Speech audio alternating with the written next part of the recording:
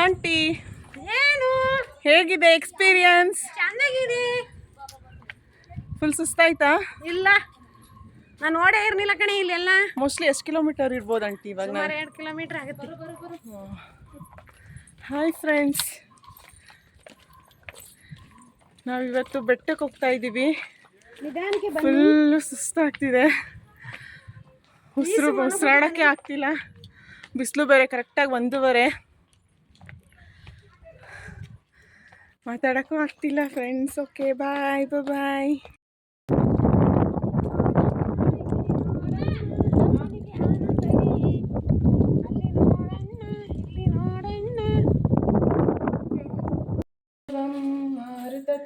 ಬೇಗಂ ಜಿತೇಂದ್ರಿಯಂ ಬುದ್ಧಿಮತಾಂ ವರಿಷ್ಠಂ ವಾತಾತ್ಮಜಂ ವಾನರಯುಧಮುಖ್ಯಂ ಶ್ರೀರಾಮದೂತಂ ಶಿರಸಾ ನಮಾಮಿ. ಇನ್ನ ಎಷ್ಟು ಮೆಟ್ಲಿದೆ? ಇನ್ನು 50 ಮೆಟ್ಲಮ್ಮ. ಹೌದಾ? ಇದು ಒಟ್ಟು ಟೋಟಲ್ ಎಷ್ಟಿರೋದು? 400 ಮೆಟ್ಲು. 350 ದೇವಸ್ಥಾನಕ್ಕೆ, ಇನ್ನು 50 ಮೆಟ್ಲು ಯೂ ಪಾಯಿಂಟ್. ಹೌದಾ? ಇದು ರಣ ಹದ್ದುಗಳಿಲ್ವಾ ಇಲ್ಲಿ? ಇಲ್ಲಮ್ಮ. ಮತ್ತೆ ಅಲ್ಲಿ ಕೆಳಗೆ ಹಾಕಿಯಾರೆ. ಅವಾಗಿದ್ದಂತೆ ಇವಾಗಿಲ್ಲ. ತಾಂಬರ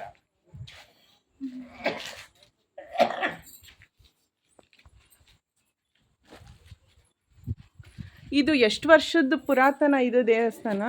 ತ್ರೇತಾಯುಗದ ದೇವಸ್ಥಾನ.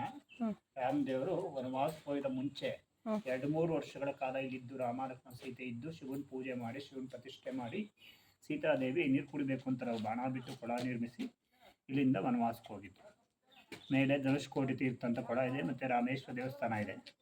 ಇಲ್ಲಿಂದ ವನವಾಸಕ್ಕೆ ಹೋಗ್ತಾರೆ. ವನವಾಸ ಮುಗಿಸ್ಕೊಂಡು ಹೋದಾಗ ಅಯೋಧ್ಯೆಯಲ್ಲಿ ಏಕ್ದಮ್ ಪಟ್ಟಾಭಿಷೇಕ ಮಾಡಲ್ಲ. ನೀವು ವನವಾಸದಲ್ಲಿದ್ರಿ, ಅದರಿಂದ ನಿಮ್ಮ ಥರದ್ದು ವಿಗ್ರಹ ಮಾಡಿ ಅದನ್ನು ಪಟ್ಟಾಭಿಷೇಕ ಕಟ್ಟಿ ಆಮೇಲೆ ಪಟ್ಟಾಭಿಷೇಕ ಕಟ್ತಾರೆ ಅಯೋಧ್ಯೆಯಲ್ಲಿ. ಆ ಪಟ್ಟಾಭಿಷೇಕದ ರಾಮನ ವಿಗ್ರಹನ ಸುಗ್ರೀವ ನಾನು ಕಿಷ್ಕಿಂದೆ ತೊಗೊಂಡು ಪ್ರತಿಷ್ಠೆ ಮಾಡ್ಕೊಳ್ತೀನಿ ಕೊಡಿ ಅಂತೇಳಿ ಇಸ್ಕೊಬರ್ತಾನೆ. ಇಲ್ಲಿ ಬಂದಾಗ ಇಲ್ಲಿ ದೇವಾನ್ ದೇವತೆಗಳು ಮರಕ್ತಾ ಸುಗ್ರೀವನಿಗೆ ಕಾಕಾಸುರಂದ ರಾಕ್ಷಸವನ್ನೇ ಸಂಹಾರ ಮಾಡಿಕೊಡು ಅಂತ. ಅವಾಗ ಕೈಯಲ್ಲಿ ವಿಗ್ರಹನ ಬಂಡೆ ಮೇಲೆ ಇಟ್ಬಿಟ್ಟು ಕಾಕಾಸುರ ಸಂಹಾರ ಮಾಡ್ತಾರೆ. ಅದರಿಂದ ಇತಿಹಾಸದಿಂದ ಯಾವುದೇ ಕಾರಣಕ್ಕೂ ಕಾಗೆಗಳಿಲ್ಲ, ಹಣಹದ್ದುಗಳು ಜಾಸ್ತಿ. ವಿಗ್ರಹ ತೆಗಿಯಕ್ಕೆ ಹೋದಾಗ ರಾಮದೇವ ಶಿರವಾಣಿ ನಡೆಯುತ್ತೆ, ನನಗಿದೆ ಕಿಷ್ಕಿಂದೆ, ನಾನು ಇಲ್ಲೇ ನೆಲೆಗೊಂಡಿದ್ದೀನಿ, ನೀವು ನೆಲೆಗೊಂಡ್ರೆ ನಾನು ನಿಮ್ಮ ಕಾವಲಾಯ್ತೀನಿ ಅಂತ ಸುಗ್ರೀವನ ಕಾವಲಾಯ್ತದೆ. ನೀವು ಎತ್ ಕಡೆಯಿಂದ ರಾಮನಗರಕ್ಕೆ ಎಂಟ್ರಿ ಕಡೆಯಿಂದ ರಾಮನಗರಕ್ಕೆ ಎಂಟ್ರಿ ಆದರೆ ಫಸ್ಟ್ ಆಂಜನೇಯ, ಆನೆ ರಾಮನಗರ ಎಂಟ್ರಿ ಆಯ್ತೀರ.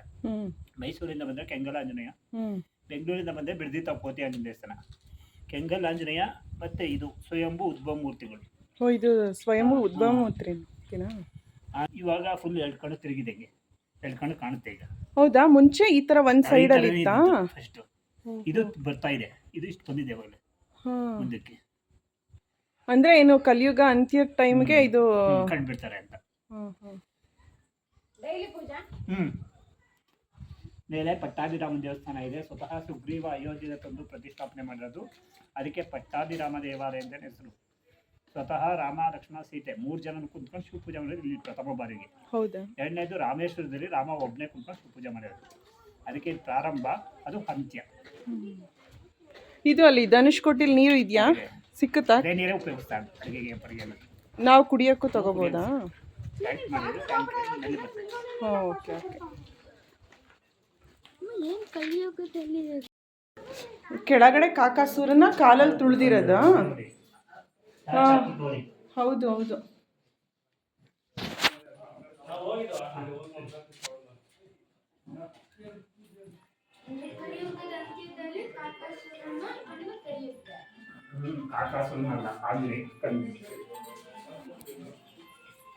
ಏನಾರು ಒತ್ಕೊಂಡ್ರೆ ಅರ್ಕನ ಒಳ್ಳೇದಾಗುತ್ತೆ. ಒತ್ಕೊಂಡು ನೋಡು.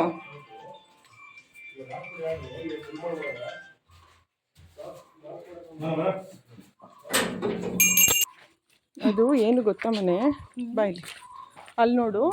ಇವಾಗ ಒಂದ್ ಸೈಡ್ ಮಾತ್ರ ಕಾಣಿಸ್ತಿದ್ಯಲ್ವಾ ಆಂಜನೇಯ ಮಾಮಿ? ಅದು ಅಂದ್ರೆ ಈಗ ಕಲಿಯುಗ ಅಂತ್ಯ ಟೈಮ್ಗೆ ಫುಲ್ ಫ್ರಂಟಿಗೆ ತಿರ್ಕೊಳ್ಳುತ್ತೆ, ಅಂದ್ರೆ 2 ಕಣ್ಣು ಕಾಣಿಸುತ್ತೆ ಆಂಜನೇಯ ಮಾಮಿದು ಅಂತ. ಮುಂಚೆ ಕೆಂಗಲ್ ಹನುಮಂತರಾಯ ಸ್ವಾಮಿದು ಇದೇ ತರ ಇತ್ತಂತೆ. ಇವಾಗ ಅದು 2 ಕಣ್ಣು ಕಾಣಿಸ್ತಿದ್ಯಂತೆ, ಮುಂದೆ ಫ್ರಂಟಿಗೆ ತಿರ್ಕೊಂಡಿದ್ಯಂತೆ. ಮತ್ತೆ ನೆಕ್ಸ್ಟ್ ಇದು ಆ ಥರ ಬರುತ್ತೆ ಅಂತ ಹೇಳಿರೋದು.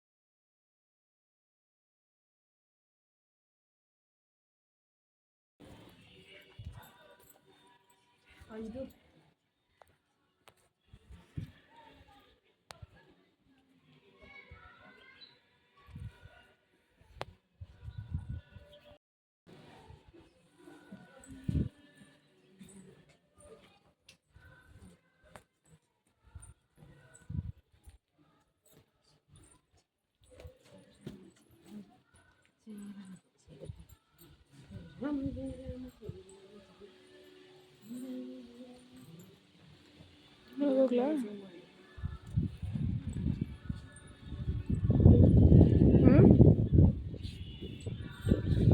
ಎಷ್ಟು ದಿನ ಆಯ್ತು?